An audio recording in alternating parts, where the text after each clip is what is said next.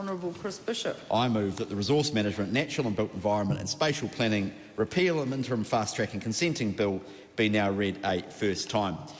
Madam Speaker, this is a great day because what we are doing is getting off the statute books two pieces of legislation that would be a backward step for both the environment and also the ability to get things done in New Zealand.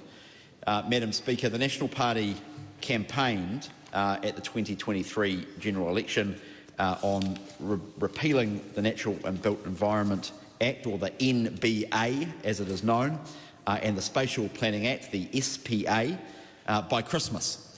And I'm pleased to say that our coalition colleagues from the ACT Party and New Zealand First made similar commitments, and as part of the coalition agreements between the National and ACT parties, we've agreed to do that, and hence the need for urgency before Christmas to get it off the statute books. The effect of this bill, Madam Speaker, is to repeal those two pieces of legislation and to revert back to the RMA 1991, the Resource Management Act, as an interim measure.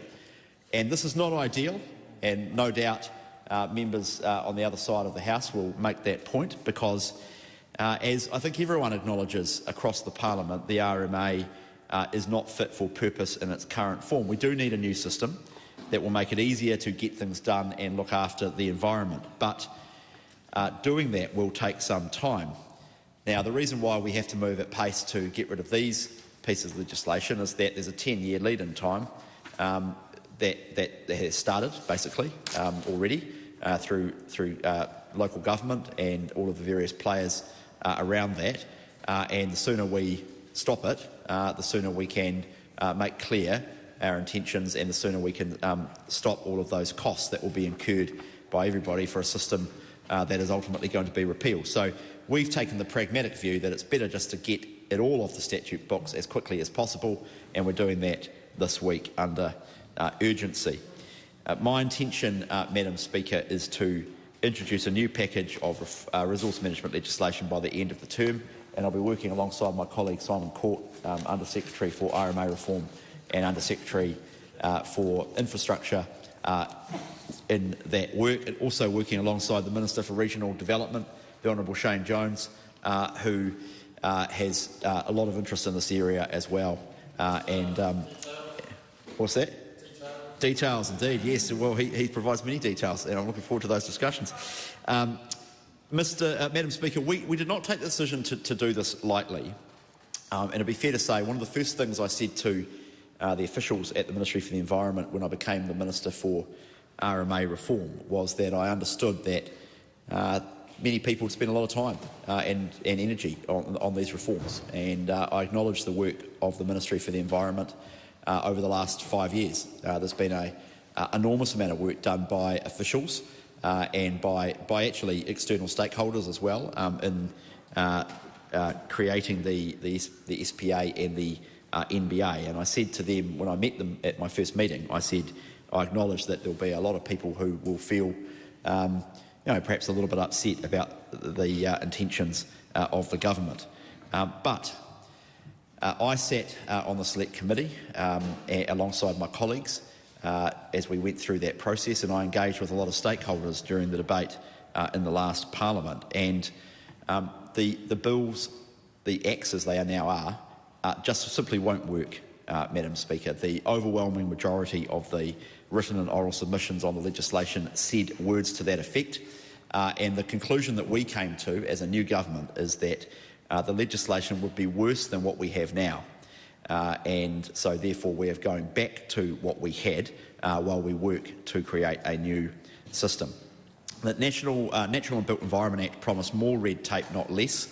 It promised shorter delay, but it will not deliver that. In reality, it will create longer delays and it will create greater uncertainty, not less. And you just have to read, you just have to look at the Natural and Built Environment Act. It's 900 pages long. It's the same size as the RMA, except it introduces a wholly new legislative schema, a wholly new legislative framework, and introduces whole new concepts that are unknown to New Zealand law. So it has all of the length and complexity and the breadth of the current RMA, but makes it even worse by introducing new concepts that will be difficult for people who use the NBA to navigate and understand. So we're going back to what we had for the next couple of years, where we build a new planning system. This will remove the implementation burden from local government. It's a relatively simple bill, Madam Speaker. It's mostly simple. This will largely be a technical process focusing on transitioning and saving parts of the NBA that are already in use. The bill addresses these matters to allow for an orderly repeal and to ensure that users of the RMA have a clear understanding of how their interests are affected. So the fast-track consenting regime in the NBA is going to be saved in the interim. So one of the things that we considered as a government was what we do about the fast-track regime that is in the NBA. There was a COVID fast-track regime that self-expired. The Natural and Built Environment Act has its own fast-track regime.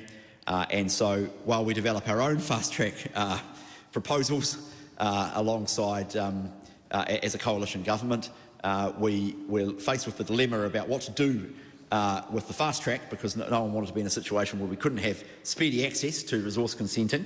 And so what we decided to do after a bit of debate was essentially repeal the NBA but save the fast track regime in the current NBA, so it's there on the statute books while we develop our own regime. The other thing the bill does, Madam Speaker, is extend the deadline for when new freshwater planning instruments must be notified by 3 years to the 31st of December 2027, out from 31st of December 2024. Relatively simple change. This will give councils additional time as we review the national policy statement for freshwater management, and if I could summarise our approach to that, it is to review, repeal, replace and rebalance, and that is what the government will... What's that? Don't like what? Oh no, it's not about that. No, that's a cliched. I thought you were going to criticise my use of alliteration, but instead you used a cliche. No, we're not going to get back into the tight old debates around that. We are going to repeal, replace, rebalance, and review the NPS freshwater. Repeal of the Spatial Planning Act, Madam Speaker, is straightforward. There's been no spatial planning processes that have been triggered. No decisions have been made under the Act. So we're just getting rid of that Act while we, as I say, navigate our way through replacement legislation. I think one of the points that members will make opposite is that spatial planning is a good thing.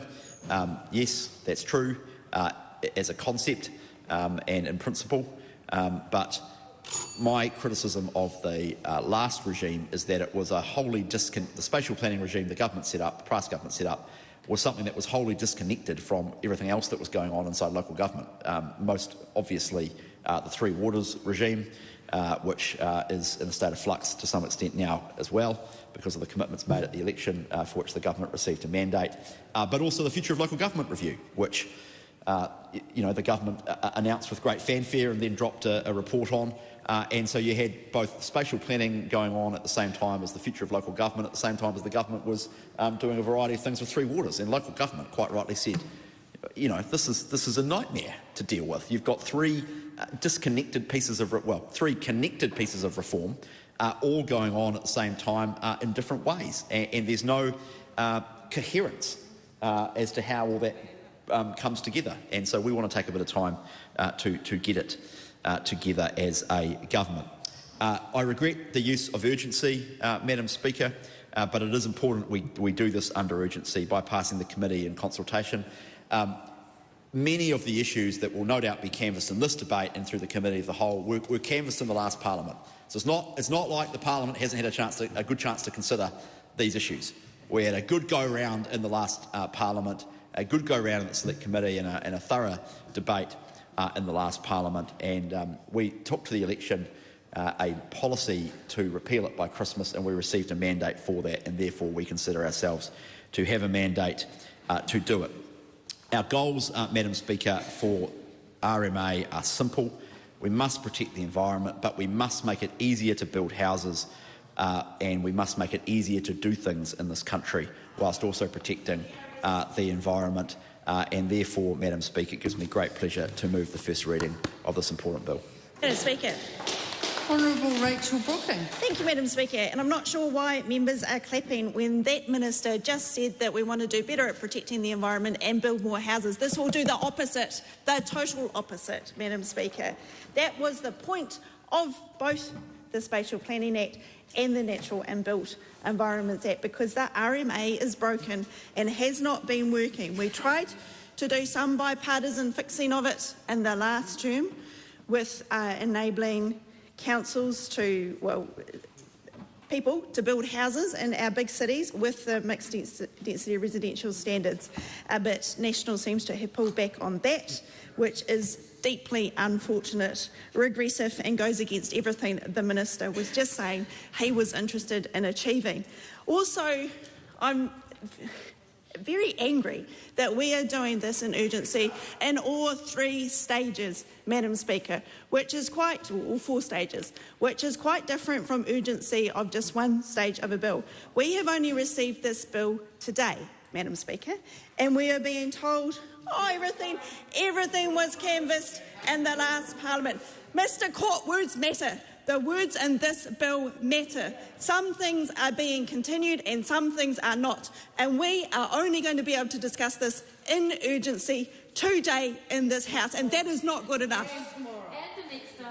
We're going to be we will see, because of course it's only in 2 parts, with most of it being in a schedule.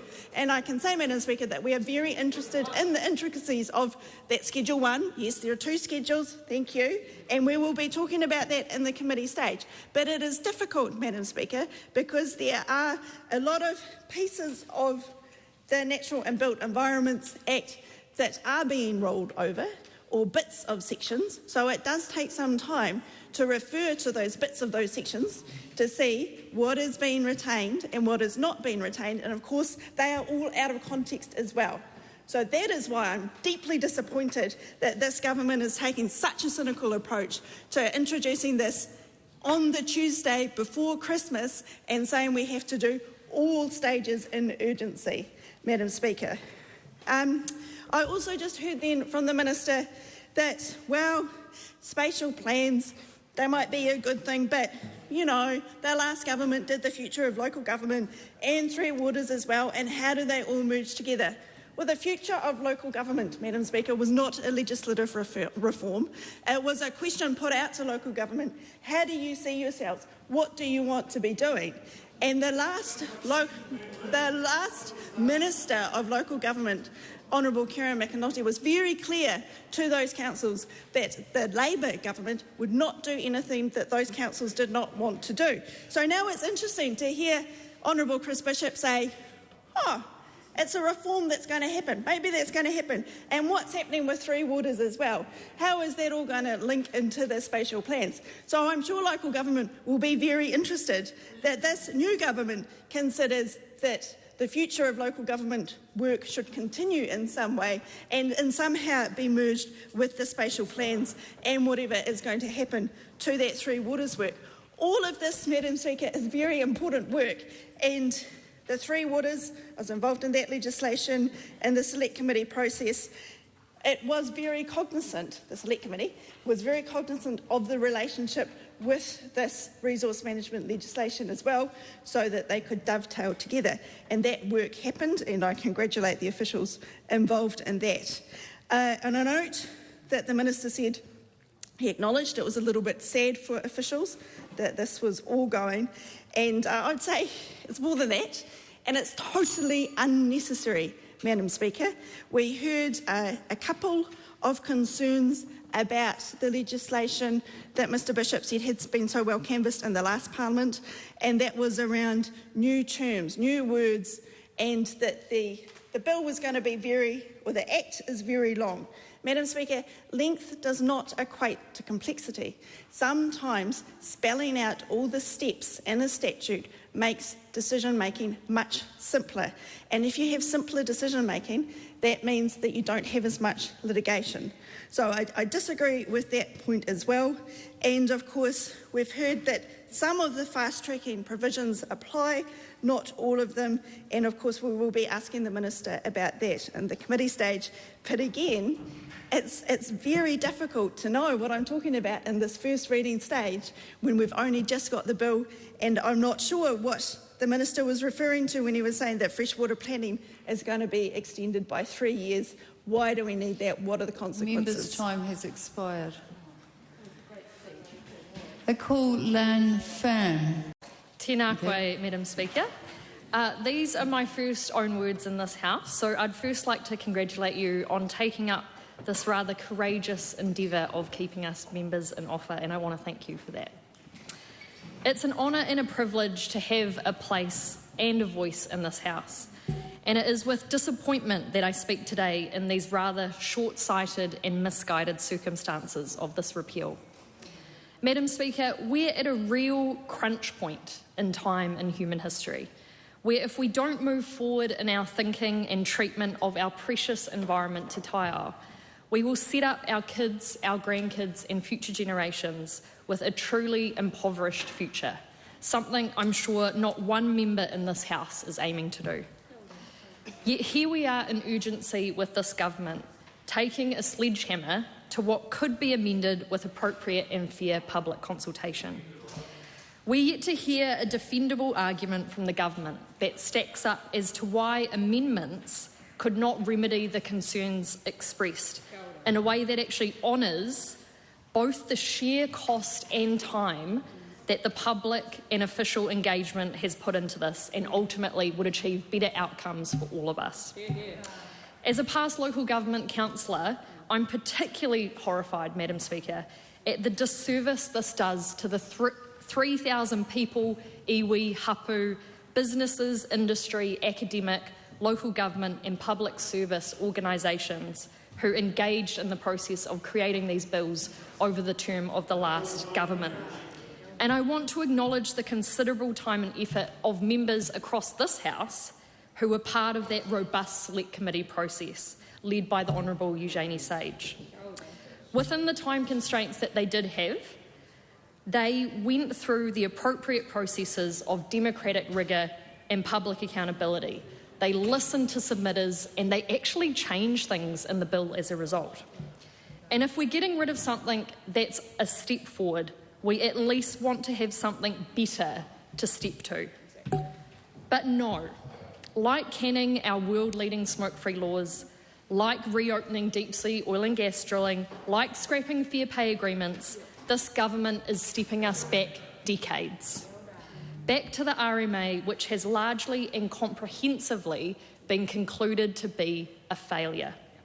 Failed because we bought into the false idea, and we're hearing it again here this afternoon, that we can balance the environment and the economy, rather than understanding that there is no economy without a functional environment. In the time since the RMA was enacted, we've been evolving as a country in understanding our history and the rightful place of tangata whenua in exercising te rangatiratanga.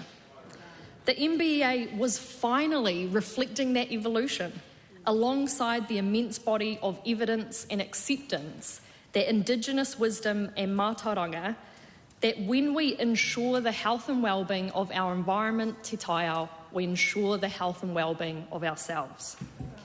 Did the MBA and the SPA go all the way in fully recognising these important te tiriti concepts? No, they did not, but they went a step forward and the Green Party acknowledged and welcomed that.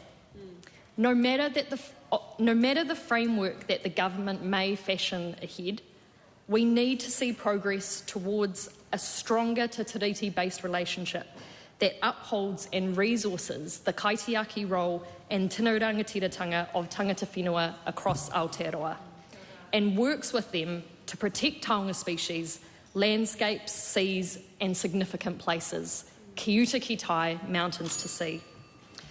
Madam Speaker, despite my frustration at the short-sightedness and political pettiness of this bill being brought to the House, I still believe that it is not only possible but entirely necessary to build an awesome future for everyone within the limits of our fragile and beautiful planet. To do so, we need effective laws and a planning and environmental management system that upholds Te Tiriti and provides for younger and future generations. And sadly, the repeal of this bill takes us backwards and much further away from that goal.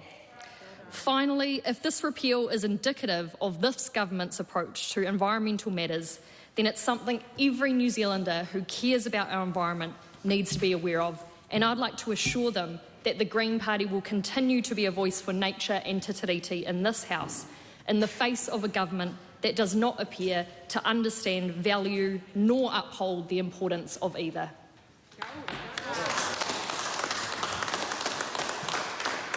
Andrew Hoggard. Like the previous speaker, this is my first opportunity to speak in this House, and I guess never in a million years did I think I would be up here speaking to support the reintroduction of the RMA. It is truly, spending many years complaining about it, it seems a very weird position to be in, bringing it back. However, sometimes you've got to take a step back to be able to go forward. We were going down the completely wrong track with the RMA, and then it got even worse with the NBA. This bill was going to take things in a very bad position. Like the Minister said, we had a piece of legislation that was exactly the same size as what was previously there. It was not making things simpler. As the Chief Justice commented in her submission, the bill is long and complex. It deals with issues of great significance for communities in Aotearoa, New Zealand, that are frequently litigated before the Environment Court and other courts. To date, there has been little consultation with the judiciary about the applications of the proposals contained in the bill for the operation of the Environment Court or for other courts. When the Chief Justice submits against a piece of legislation, that should send up a huge red flag to anyone listening that maybe we haven't got it right. And unfortunately, that didn't happen. Now,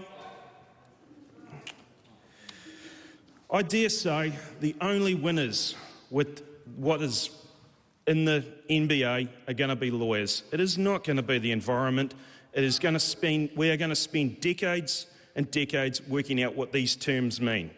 And the impact of that is going to be a dramatic loss in confidence of many businesses throughout the community trying to get ahead, trying to make investment decisions for the future. People will not be able to plan for the future if they are uncertain as to where things are going.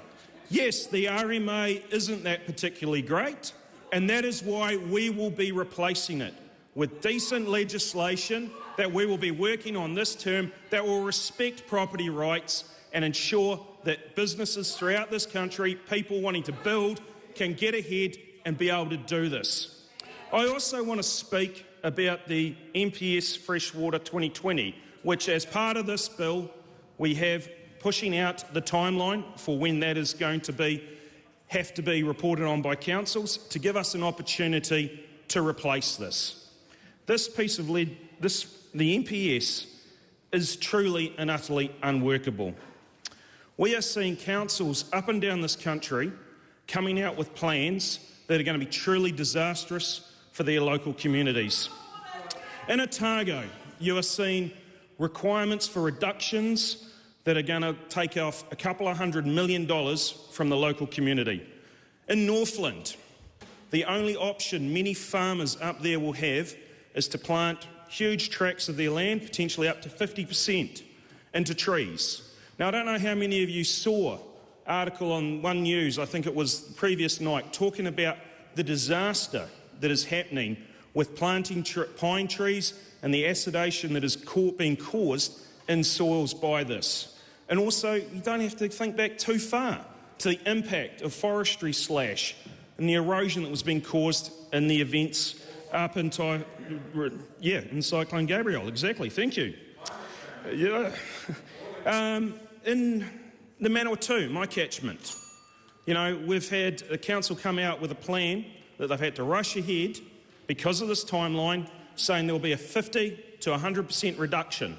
They have no idea what that actually means. They've got no time at all to try and decide what this actually means. People talk about the need for swimmable rivers. I am proud of the fact that my daughters are able to go swimming in the river that runs alongside our farm. It is vitally important to me, like it is to farmers up and down this country, that we take care of what is happening on our lands. Myself and my colleague Mark Patterson will shortly be meeting with catchment care groups, talking about the great work they are doing within this country. You know, farmers are moving ahead. We need legislation that is going to help us, not hinder us. Thank you for the time.